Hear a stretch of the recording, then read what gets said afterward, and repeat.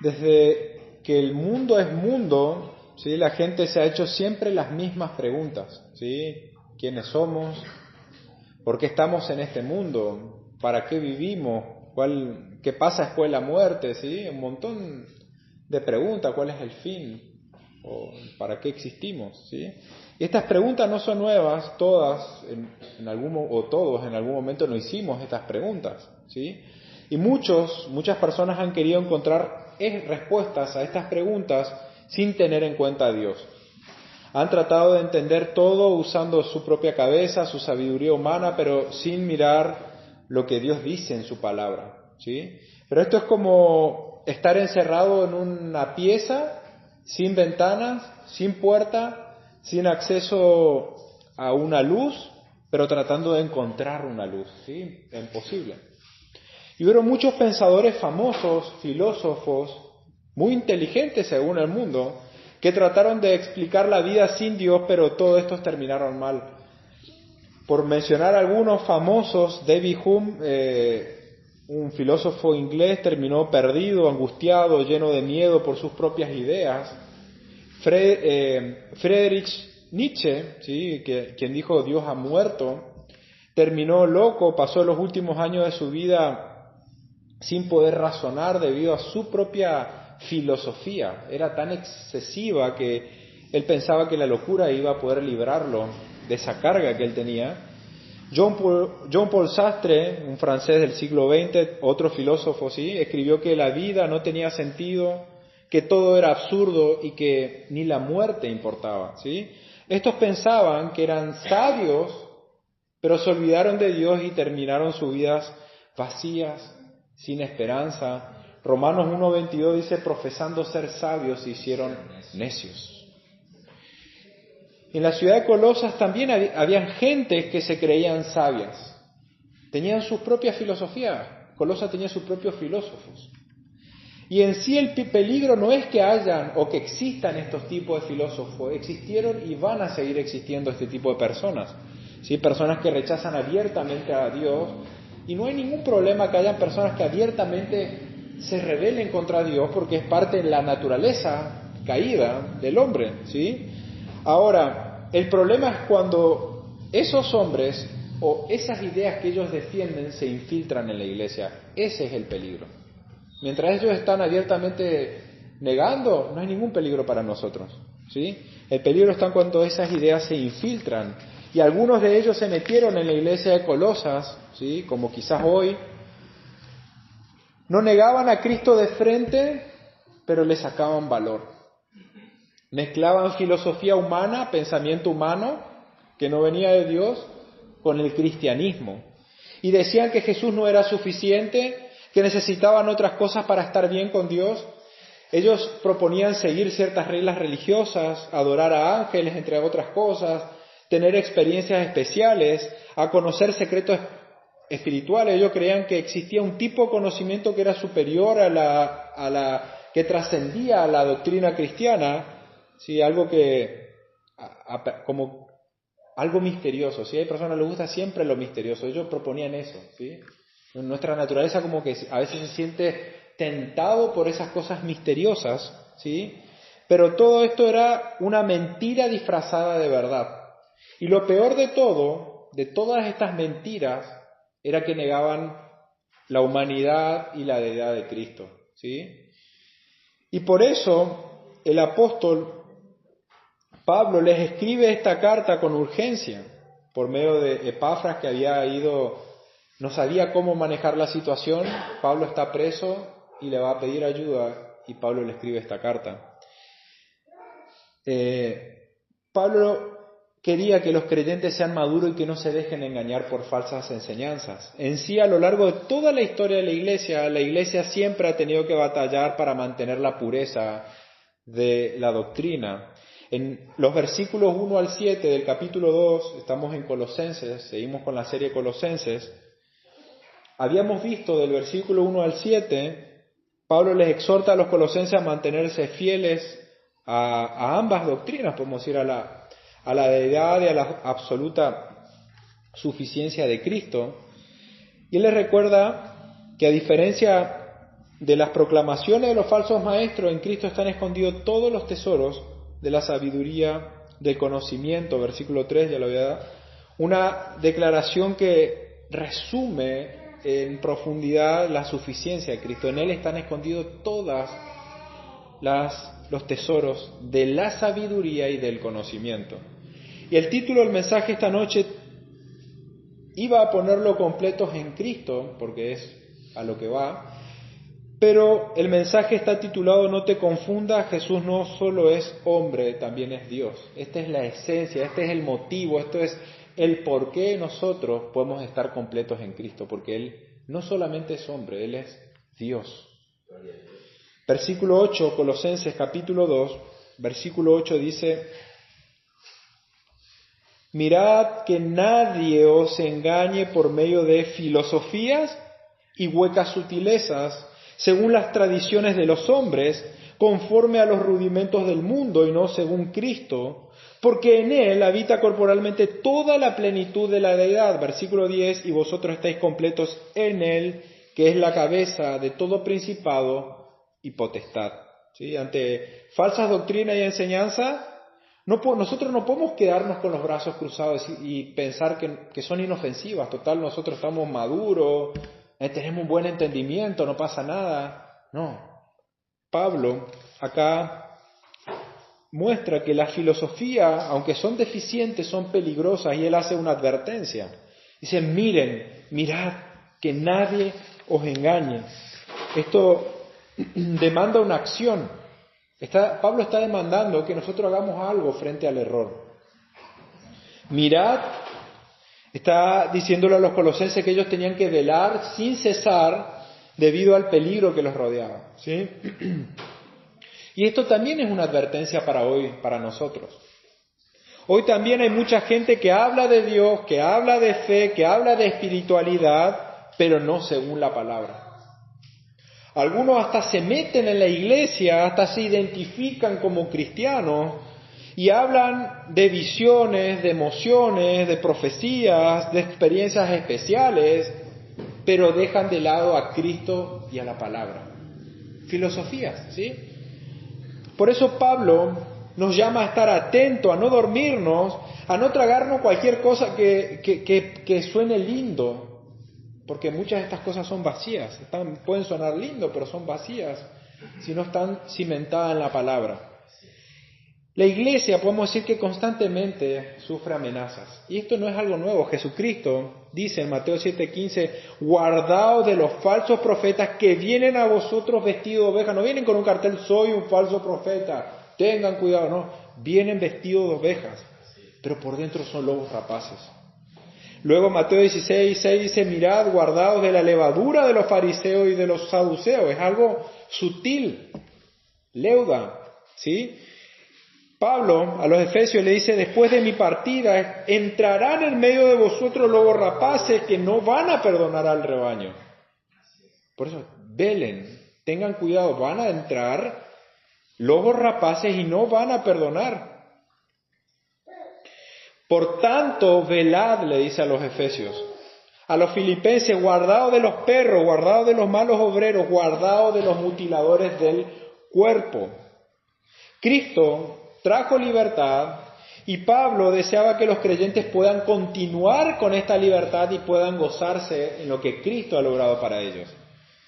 Por eso Gálatas 5:1 dice: estad pues firmes en la libertad con que Cristo nos hizo libre, y no estéis otra vez sujetos a yugo de esclavitud. Pero constantemente vemos en las exhortaciones: mirad, velad, estar firmes. En otras ocasiones en una y otra vez somos alentados a estar alertas, a no dormirnos, a estar. Por eso, 1 Pedro 3:15 dice: si no, santificad a Dios en vuestros corazones y estad siempre preparados para presentar defensa con mansedumbre y reverencia ante todo aquel que demande razón de la esperanza que hay en vosotros. Estén preparados siempre para presentar defensa de lo que creemos. Ahora, Pablo está mostrando el peligro de las ideas bonitas pero vacías, ¿sí? Por esto son peligrosas estas ideas. Mirad que nadie os engañe por medio de filosofías, dice el versículo 8. Filosofía viene del griego, que filo es amor, y sofía es sabiduría, o sea, significa amor por la sabiduría. Amar la sabiduría no es algo malo en sí mismo. No está mal que alguien ame la sabiduría. No es algo malo en sí mismo. El problema es cuando esa sabiduría se busca lejos de Dios. Cuando esa sabiduría está centrada en algo que va opuesto a Dios. En el contexto, en los tiempos de Pablo, cualquier idea o teoría sobre Dios, sobre el mundo y sobre el sentido de la vida se lo llamaba filosofía. Esa era la filosofía en aquel entonces, era cualquier pensamiento, idea, teoría acerca de Dios, acerca de la vida, acerca del sentido de la vida o del mundo, era filosofía, ¿sí? Como lo relata un historiador, Adolf, ¿sí? Dice esto, ¿no? Todo esto representaba la filosofía en aquel entonces, y muchas de estas ideas venían de la cabeza de los hombres sin considerar a Dios. No es que ello surgía de lo que pensaban acerca de lo que Dios decía, era cosa que ellos inventaban. Pero Pablo no habla entonces de cualquier filosofía. Él está hablando de filosofías peligrosas. Porque estas filosofías eran metidas por falsos profetas, por falsos maestros que venían a destruir. Esto alertó a Epafras y va corriendo a contárselo a Pablo para poder pedir esa ayuda. Entonces, estos hombres que se infiltraron, ellos querían mezclar la fe cristiana con ideas raras, no muy distinto a lo que hoy podemos ver. Nos puede parecer muy común porque el pecado del hombre es el mismo, los pecados van a lo largo de la historia, vamos a ver que la historia se repite. Por eso es tan importante para aquel entonces los colosenses que velen como para nosotros hoy velar, estar atentos, porque el peligro es inminente. Como en aquel entonces pasa hoy, sí, en aquel entonces hablaban de un conocimiento especial que solamente algunos podían alcanzar si tenían ciertas experiencias místicas. Era necesaria una experiencia mística para conocer una revelación nueva. Muy parecido a lo que vemos en algunos lugares, gente que dice, bueno, yo sentí algo, Dios me mostró algo nuevo, tuve una visión, una revelación, pero el problema es que eso no está en la Biblia. Entonces, si no está en la Biblia, no viene de Dios, o no viene de la revelación que Dios nos dio. Entonces, ¿por qué es muy peligroso esto? Porque ponen lo que ellos sienten por encima de lo que Dios ha dicho, lo que Dios de la palabra que Dios ya nos reveló, que Dios nos dejó escrita. Dios nos dejó su palabra para que nos protejamos de esas cosas, y Pablo dice, velen y estén atentos. Y hoy muchas personas ponen en primer lugar su sentimiento por lo que la Biblia dice. No importa lo que la Biblia dice. Yo siento esto, Dios me dijo esto, tuve cierta revelación, así surgieron muchas religiones.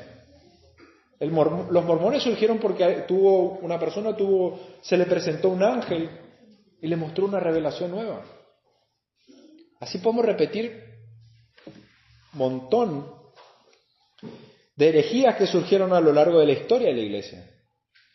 Entonces, al hacer esto, si nosotros ponemos en primer lugar nuestro sentimiento por lo que la Biblia dice, nosotros estamos adorando al hombre en lugar de Dios. Adoramos porque ponemos en primer lugar nosotros, lo que a nosotros nos parece, lo que nosotros sentimos, por sobre lo que Dios dice. Entonces, en vez de adorar a Dios, estamos adorando al hombre. Ese es el peligro que Pablo estamos viendo acá. Y fíjense que en el versículo 8 Pablo dice que estas filosofías eran huecas sutilezas. ¿Qué significa esto?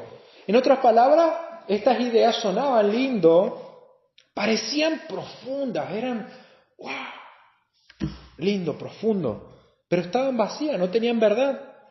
Eran engaños disfrazados de espiritualidad. Qué profundo, qué lindo, tiene el poder. pero no estaba en la palabra. Hoy vemos lo mismo, ¿sí? Mensajes que suenan motivacionales o motivadores, promesas de bendiciones mágicas, gente que dice hablar en nombre de Dios, pero que no predican a Cristo y no predican su palabra. ¿Puede venir de Cristo si ellos no predican de Cristo, de su palabra? O sea, usemos lo que el Señor nos da. Dios nos da la cabeza y nos permite que podamos reflexionar y nos da su palabra como herramienta. Analicemos. El versículo 8 dice, filosofía y huecas sutilezas según las tradiciones de los hombres. ¿Sí? Estas tradiciones humanas eran otra trampa. Pablo también dice que estas ideas vienen de las tradiciones del hombre. Tradición es algo que se transmite, ¿sí?, de generación a generación o de hombre a hombre y que se va transmitiendo. Ahora pregunta, ¿son buenas o son malas las tradiciones? Es verdad que hay tradiciones que son buenas, no están malas. Hay cosas que son buenas, que se repiten, que nosotros inculcamos y que transmitimos y que se repiten, pero muy frecuentemente las tradiciones en ocasiones sirven para perpetuar el error. Cuando una tradición vale más que lo que Dios dice en su palabra, ahí hay un peligro, una alerta, te tiene que saltar la alarma. Peligro, peligro, peligro, falsa doctrina, falsa doctrina. Que algo sea, también tenemos que tener en cuenta que algo sea creído durante mucho tiempo no hace que eso sea verdadero. A veces las personas dicen, eso yo creo porque siempre fue así, desde que me crié. Así me lo enseñó mi abuela o así lo dice mi religión. Pero eso no garantiza que es verdad.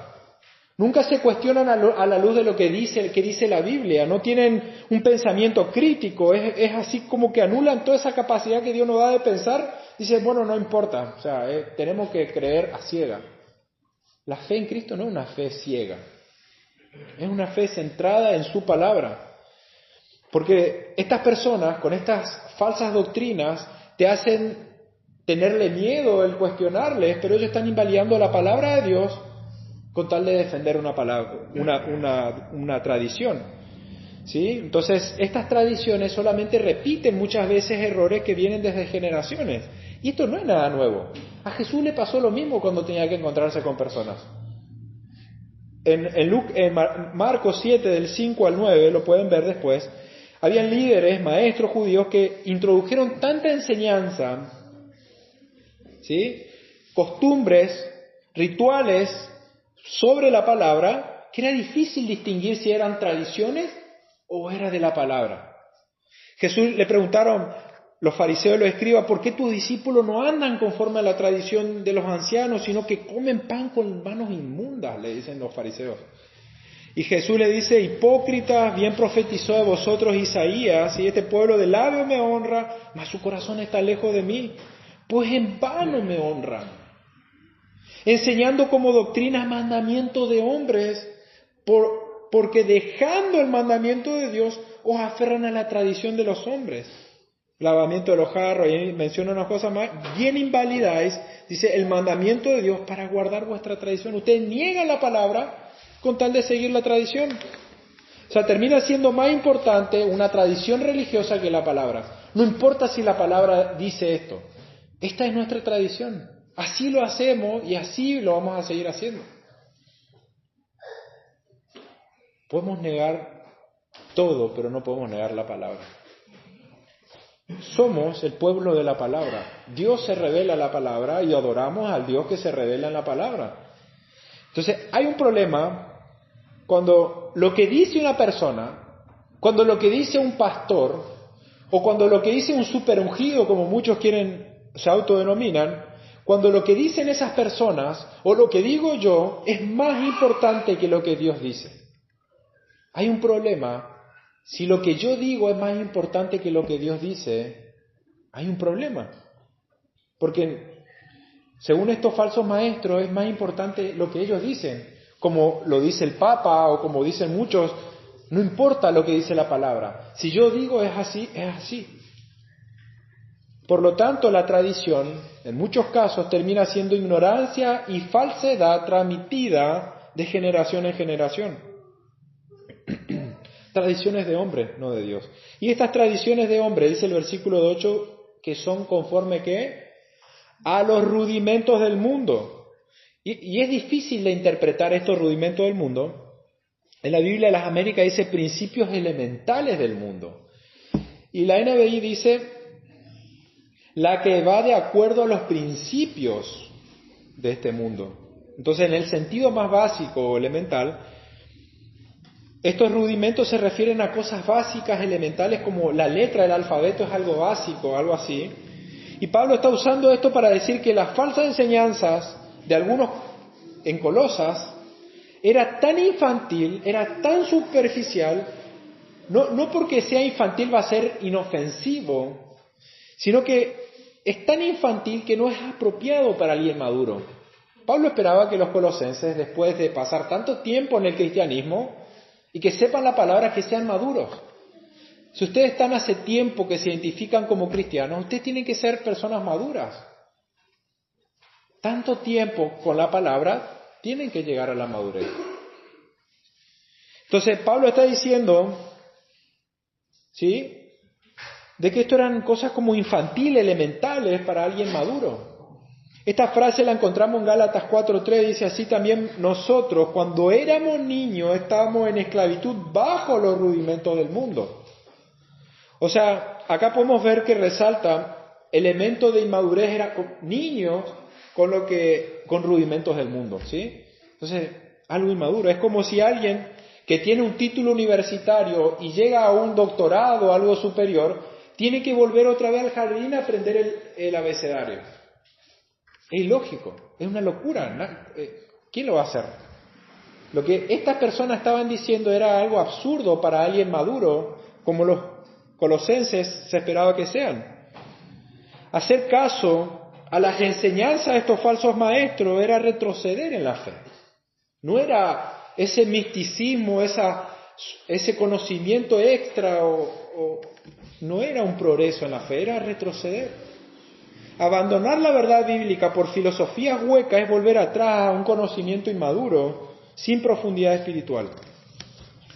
Por lo tanto, la palabra me desafía y te desafía a que no te dejes engañar por enseñanzas que parecen profundas, pero que no están fundadas en Cristo.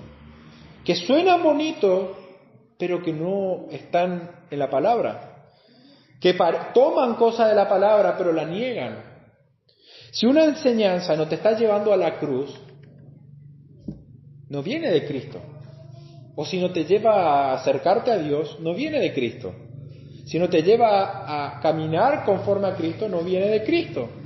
Por lo tanto, lo que Pablo va mostrando es que esa madurez espiritual no se logra con una experiencia rara, mística, con emociones pasajeras que duran un ratito, pero que salí de la puerta y ya no duran más, sino que se alcanza con profundizar la palabra, porque el Espíritu obra por medio de la palabra, en conjunto, como veníamos viendo el domingo anterior. Por lo tanto, no creas todo lo que suena bien, no construya tu fe en base a tradiciones bíblicas o tradiciones sin Biblia, podemos decir. No busques sabiduría fuera de Cristo. Cristo es suficiente. Él es todo lo que necesitas. Ahora, debemos estar atentos porque dice el versículo 9, y acá vemos la suficiencia de Cristo, que es lo que Pablo va llegando, ¿sí? Porque en Él habita corporalmente toda la plenitud de la deidad. Y este versículo es una de las afirmaciones más poderosas que se contienen en esta carta acerca de la deidad de Cristo. Pablo declara que toda la plenitud de Dios vive en forma corporal en Cristo, no parte, o no un aspecto, sino toda la deidad. La palabra habita significa residir permanentemente, no es de forma pasajera. El verbo habla de un tiempo presente, lo que indica que la deidad no es que estuvo solamente de manera temporal en el cuerpo de Cristo, sino que sigue habitando en Él permanentemente y eternamente. Cristo no es un reflejo parcial, lo que dice Pablo, de Dios. Él es Dios en su totalidad. En Él habita la plenitud de la deidad, por lo tanto solamente Él. Por eso Juan dice que Él es el unigénito Hijo. Él es único, Él es totalmente diferente. Por lo tanto, solamente Él tiene el poder para salvar. No hay nadie más que tenga el poder para salvar. Yo no tengo el poder para salvar. Nadie tiene el poder para salvar salvo Cristo. Y para entender el contexto del error, es necesario ver qué enseñaban estos falsos maestros. En Colosas, estos falsos maestros, ¿sí?, influenciados por el gnosticismo temprano, ellos promovían enseñanzas erradas acerca de Cristo. Ellos decían que a Dios lo dividían en muchas emanaciones, ¿sí? Ellos decían que Cristo era solamente una de muchas emanaciones espirituales que le llaman pleromas, que descendían de Dios, ¿sí? Plenitud es pleroma. Ellos decían que Cristo era una emanación buena que salió de Dios. Sí, eso ya veníamos viendo domingos anteriores. Y además creían que el mundo material era malo, por lo tanto la emanación buena de Dios no podía venir a un cuerpo humano malo. Entonces ellos en cierta manera negaban por un lado la deidad de Cristo y por otro lado negaban la humanidad. Por un lado decían que Él era solamente una emanación buena de Dios, no que era Dios. Y por lo tanto si era una emanación buena no iba a estar en un cuerpo malo, porque la carne es mala. Entonces estaban negando también la humanidad de Cristo. Además ellos decían que para alcanzar la salvación uno necesitaba algo más que Cristo, necesitaba un conocimiento secreto que se alcanzaba a través de una experiencia mística, ¿sí? Tenía que observar leyes, ceremonias. Entonces Cristo no era visto como suficiente ni plenamente divino, ese era el problema. Y Pablo responde con claridad, ya lo habíamos visto en el capítulo 1, versículo 19, cuando dice que al Padre le agradó que en Cristo habite toda plenitud. ¿Sí? Pleroma, plenitud, es lo que los falsos maestros usaban para describir a esas emanaciones, ¿sí? A esos poderes o atributos divinos, eran emanaciones, ¿sí? Pablo ahora lo usa a la luz del Evangelio para mostrarle una verdad y contrastar. Ahora dice que toda la plenitud de esas emanaciones que ellos decían pleroma, ahora Pablo dice toda la plenitud de la deidad habita corporalmente en Cristo. Cristo no es una parte de las emanaciones, Él es Dios completamente. Eso es lo que está diciendo Pablo para contrarrestar la mentira. Toda la plenitud de la deidad reside íntegramente en Cristo, no fragmentada, no dividida en muchas emanaciones, completamente. La totalidad del pleroma. Sí, por eso es plenitud. La plenitud cobra mucho énfasis en el lenguaje original, ¿sí? Toda la pleroma de lo que ellos llamaban emanaciones de Dios habita en Cristo. Toda la emanación, toda la plenitud habita en Él. Por lo tanto, esto significa que Cristo no es una parte de Dios, Él es Dios completamente. Por otro lado, Cristo es Dios en carne humana, habita corporalmente, dice Pablo, lo deja en claro. Toda la plenitud de Dios habita corporalmente. Entonces está refutando Pablo las dos ideas. Está diciendo Cristo vino en carne humana y Él es completamente Dios. Es 100% hombre como nosotros, aunque sin pecado, y es 100% Dios, no es mitad y mitad, no es una parte de Dios, es completamente los dos. Aquel que se revistió de nuestra naturaleza en Belén, conservará esta humanidad por siempre. Eso es lo impactante de la muestra del amor de Dios. Dios, para salvarnos, envió a su Hijo, que es a imagen de sí, es la sabiduría de Dios, el Logo, la palabra, se hizo carne, y este cuerpo para siempre, eternamente, Cristo adoptó para sí. Por lo tanto, nosotros no necesitamos mediadores espirituales, o no necesitamos conocimientos ocultos, no necesitamos a nadie más que a Cristo. En Él tenemos todo. En Él habita corporalmente la plenitud de la deidad. Él es la imagen visible del Dios invisible. En Él estamos completos. Cristo es suficiente para salvarnos. Como dice un teólogo, Él no es solo la manifestación suprema de la naturaleza divina. Él contiene toda la deidad. En Él residen todos los poderes y atributos divinos. Cristo tiene la misma naturaleza que el Padre. La misma naturaleza. Él es uno con el Padre. Pero Él vino y se hizo como nosotros para poder salvarnos. Si Él no venía, si Él no se rebajaba, si Él no dejaba de lado el uso independiente de sus atributos sin dejar de ser Dios, si Él no venía y si Él no se humillaba y se hacía de carne y hueso como nosotros, no íbamos a poder ser salvos. No había otra manera. Dios no iba a poder pasar su ira. Su ira no iba a quedar saciada. No había nadie suficientemente valioso como para morir por muchos. Pero aquel, como decía, que Él es el primogénito de todo, el más importante de toda la creación, por Él y para Él fueron hechas todas las cosas, aquel que pones toda la creación y pones a Cristo, Cristo es más valioso que todo, ese sacrificio sí vale, porque Él es más importante que toda la creación. Por lo tanto, es necesario entender que fuera de Cristo no hay salvación. Fuera de Él no hay salvación. Y ese es el peligro que se estaba metiendo en la iglesia en Colosas. Estaban tratando de minar o atacar la doctrina de la suficiencia de Cristo por cosas sutiles, por pensamientos humanos que sonaban lindos, que parecían agradables a la vista o al oído y te producían emociones, pero estaban lejos de la palabra. Cristo es suficiente para la salvación. Nosotros no necesitamos añadirle reglas, no necesitamos rituales, no necesitamos experiencia mística, no necesitamos ángeles o conocimiento especial. En Él tenemos todo. No necesitamos experiencia mística, no necesitamos revelaciones nuevas.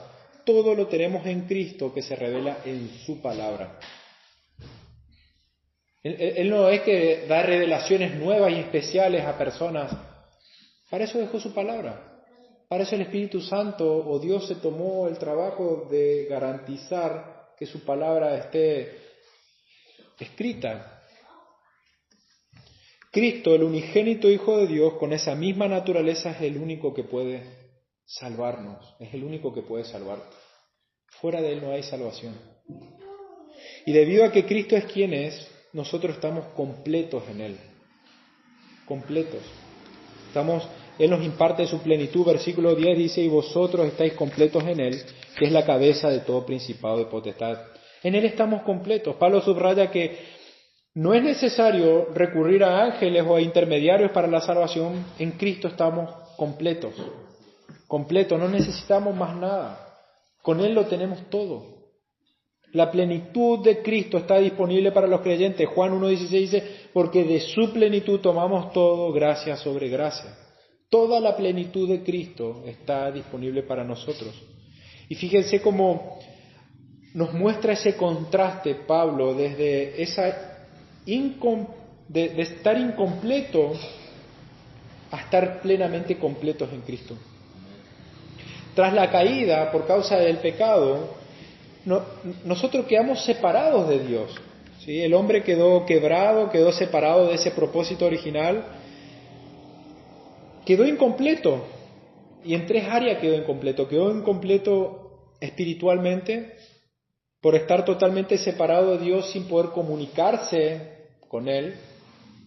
El hombre caído no puede relacionarse con Dios por causa del pecado. El pecado nos separa de Él. Entonces, el primer problema es que por causa del pecado, por nosotros, si queremos salvarnos sin Cristo y hacernos nuestra vida, estamos separados de Dios por nuestros pecados. No podemos relacionarnos con un Dios santo por causa de nuestro pecado. Estamos moralmente incompletos. ¿Por qué? Porque nosotros, por nuestra propia naturaleza, queremos hacer lo que a nosotros nos agrada, ¿sí? Queremos hacer nuestra voluntad, no la voluntad de Dios, y tenemos una voluntad caída, nuestra naturaleza caída. No reconocemos la autoridad de Dios, no queremos someternos a Él. Y estamos mentalmente incompletos también por nosotros mismos porque no aceptamos la voluntad suprema de Dios o lo que Él revela en su palabra. Ignoramos ese propósito eterno. No aceptamos que Dios quiera hacer lo que Él quiera. Nosotros no nos gusta ese Dios como se revela en las Escrituras. Pero en Cristo, Él tiene el poder de transformar y cambiar nuestras lealtades. Él tiene el poder de cambiar tu lealtad, de que dejes de ser leal a vos mismo y puedas ser leal a Él. Por la gracia de Dios, al experimentar la salvación, los creyentes somos restaurados y hechos partícipes de la plenitud de Cristo. Segunda de Pedro 1:4 dice, llegaste a ser participantes de la naturaleza divina. No es que vamos a ser Dios, pero sí vamos a experimentar la plenitud de lo que Cristo ha logrado por nosotros. Si Él está completo y Él es Dios y nosotros estamos en Él, lo tenemos todo. En Él habita corporalmente toda la plenitud de la vida y Él habita en nosotros. Entonces estamos completos. No necesitamos más nada. En Él tenemos todo para poder vivir conforme a su voluntad y su propósito. Entonces, en esta restauración de Él abarca las mismas tres áreas. Estamos ahora espiritualmente completos porque volvemos a tener una comunión real con Él, con Dios. Por medio de Cristo, nosotros ahora sí podemos relacionarnos con Él, con Dios el Padre. Sin Cristo no, pero con Cristo sí podemos. Dios nos escucha, vamos a acercarnos al trono de la gracia. Estamos moralmente ahora completos. ¿Por qué? Porque ahora reconocemos y nos sometemos a la voluntad de lo que Dios dice. No es que somos perfectos, pero aceptamos que la autoridad está acá, no en lo que a mí me parece. A mí me puede gustar muchas cosas que van en contra de la palabra, pero si yo veo en la palabra, yo digo, es Dios y no hay cosa que hacer. Él lo dice y a Él nos sometemos. Estamos moralmente completos en Él, aceptamos su voluntad y estamos mentalmente completos porque la palabra de Dios, todo lo que Dios quiere que vos sepas, está acá. O sea, no es que Dios quiere que vos sepas algo y no lo dejó acá. Todo lo que Dios quiere y lo que Dios ha revelado a la humanidad está contenido en las Escrituras. ¿Sí? Nuestra mente es renovada por la palabra y por el Espíritu que obra cuando la palabra es anunciada. ¿Sí? Cuando leemos la palabra, nosotros nos estamos acercando no a palabra humana, nos estamos acercando a la palabra de Dios, que fue inspirada por Dios, que fue exhalada por Dios, y el Espíritu Santo obra cuando nos acercamos a la palabra. En conjunto, ¿sí? Por eso Colosenses habla y Efesios hablan de los mismos efectos que produce ser llenos del Espíritu y ser llenos de la palabra. Son cosas que van de la mano. Somos llenos del Espíritu cuando somos llenos de la palabra porque el Espíritu y la palabra obran en conjunto, no por separado. No es que el Espíritu obra sin la palabra, ni podemos acercarnos a la palabra sin el Espíritu, ¿sí? Obran en conjunto. Entonces, lo que nos muestra Pablo, lo que nos muestra la Escritura, es que nosotros estamos completos en Cristo y no necesitamos enseñanza de falsos apóstoles o aquellos que tienen enseñanza nueva, fresquita o algo distinto, nada oculto porque lo tenemos en la Escritura. Cristo es todo lo que necesitamos, Él es todo lo que tenemos. En Él estamos completos, Él es suficiente, Cristo es suficiente. Ahora, si vos pensás que sos cristiano porque naciste cristiano, yo te pregunto, ¿por qué sos cristiano? ¿O desde cuándo sos cristiano? Y vos me decís, bueno, yo siempre fui cristiano. Hay un problema ahí en tu cristianismo, porque nadie nace cristiano. El cristianismo no es algo que se hereda por herencia a nuestros hijos, y ellos, si somos cristianos, nacen cristianos. Si tu confianza también de salvación radica en cosas que vos haces, porque si, bueno, yo hice esto, o hice lo otro, o hice tal oración, y no estás confiando en Cristo, estás en un problema. La palabra te está mostrando que necesitas arrepentirte de tu autosuficiencia, dejar de lado todo pensamiento humano, reconocer que has pecado contra Dios, que mereces el castigo de Dios. Necesitas arrepentirte y venir a Cristo, y en Él vas a encontrar toda plenitud. ¿Sí?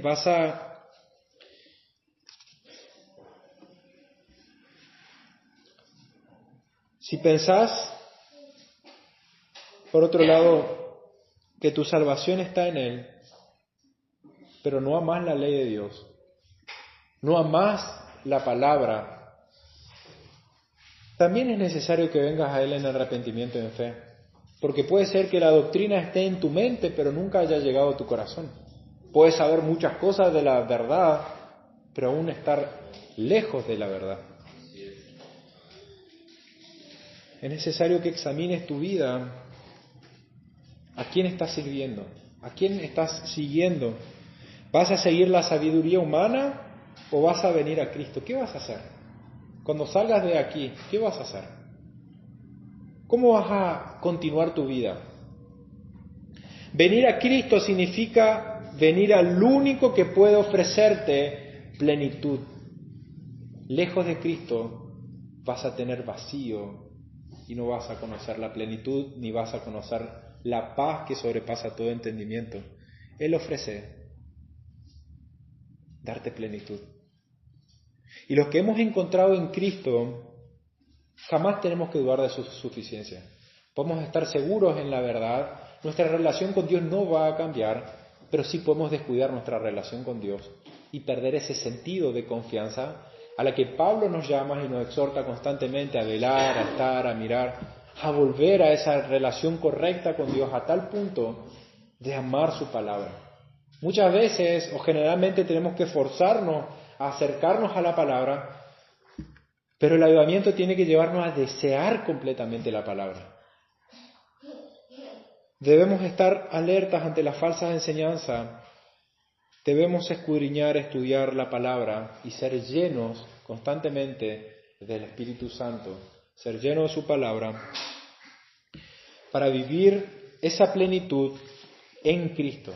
En Cristo estamos completos. ¿Querés encontrar respuestas a las preguntas que comenzamos? ¿Cuál es el propósito del hombre? ¿Para qué vivimos? Esa respuesta la vas a encontrar en Cristo, porque fuimos creados para glorificar a Dios y para disfrutar de Él para siempre.